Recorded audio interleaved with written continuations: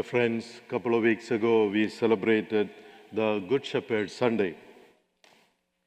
There is a little story about a young pastor who was teaching the CCA children about the Good Shepherd.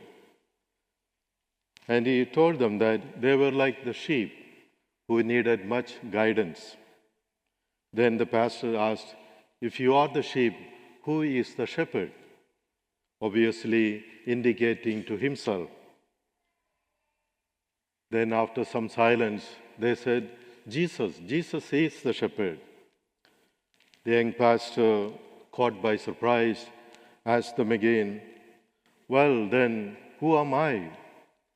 One of the boys stood up and said, I guess you must be the sheep or the sheepdog for the sheep, he said.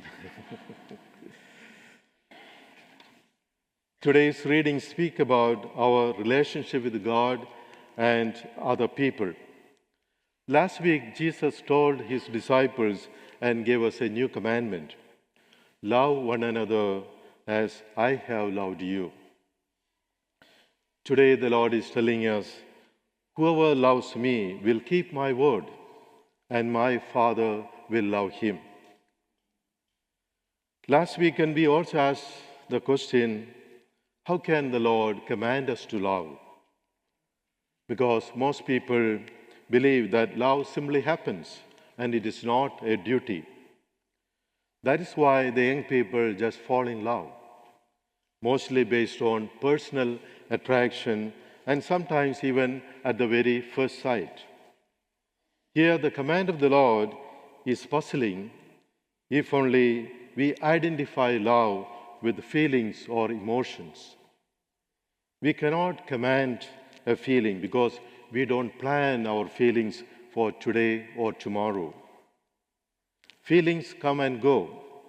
Feeling is about liking someone, and the Lord is not commanding us to like everyone. According to St. Thomas Aquinas, a great Christian philosopher and theologian, real love is not a feeling, but an act of human will, a decision to act for the benefit or well-being of another person. Actually, the Lord is asking us to love others, even those we don't particularly like. That is why it is a decision.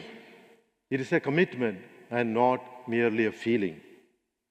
The confusion between loving and liking can cause some problems today among us. If we identify love with romantic feelings or passing infatuation, it may not be a realistic basis for marital love. Similarly, the romantic feeling and the attraction between people may not guarantee true love because we cannot predict how they will feel tomorrow. Are we willing to base our entire life just on another's feeling, especially between the spouses? If so, when the feelings start to change or diminish, does that mean the marriage comes to an end? True love does not change with the passing of time. We only doubt God's love for ourselves if we have never really loved or have not been loved by others. For instance, how do we appreciate the sun, rain, or the snow if we have not been warmed by the warmth of the sunlight, soaked in rain, or chilled by the snow? And so, if we don't know what love is, we think of it as a fleeting emotion that usually portrayed by novels and movies we see. According to many great thinkers and spiritual writers, love is far from a passing infatuation. It's a firm direction of the human will. The famous novelist and poet, the British writer William Shakespeare, speaks about the nature of true love. He writes, Love is that overwhelming power in man or human beings which made him faithful to death amid the greatest struggle and sacrifice. Love is a force of the Spirit that surpasses all flesh, a love that which can die or weaken with any change is no love at all. Yes, dear friends, our saints of the Church understood the nature of this Christian love. They lived by it and even sacrificed their lives for the sake of their love for the Lord. In this sense, love does demand sacrifices. Dear friends, if we identify our love for the Lord with the feelings, what happens when those feelings go away? Do we then stop being the followers of Christ? If we love only people we like, then Jesus asks us an important question. How is that deserving any praise or distinctly Christian? Because even the worst Pharisees, according to the Lord, loved other Pharisees they liked.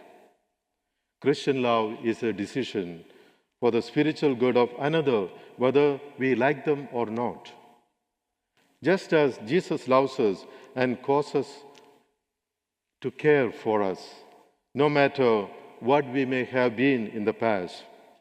We live in a world where people are governed or ruled by strong emotions, while Jesus is calling us to something more realistic, more beneficial, and much higher that will transform the world. Therefore, let us learn to listen and then listen to learn from the words of Jesus.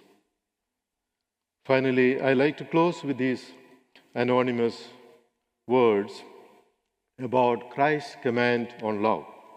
It says, Christ-like love is a mission that can last more than a lifetime, and so no sacrifice is too great for real love.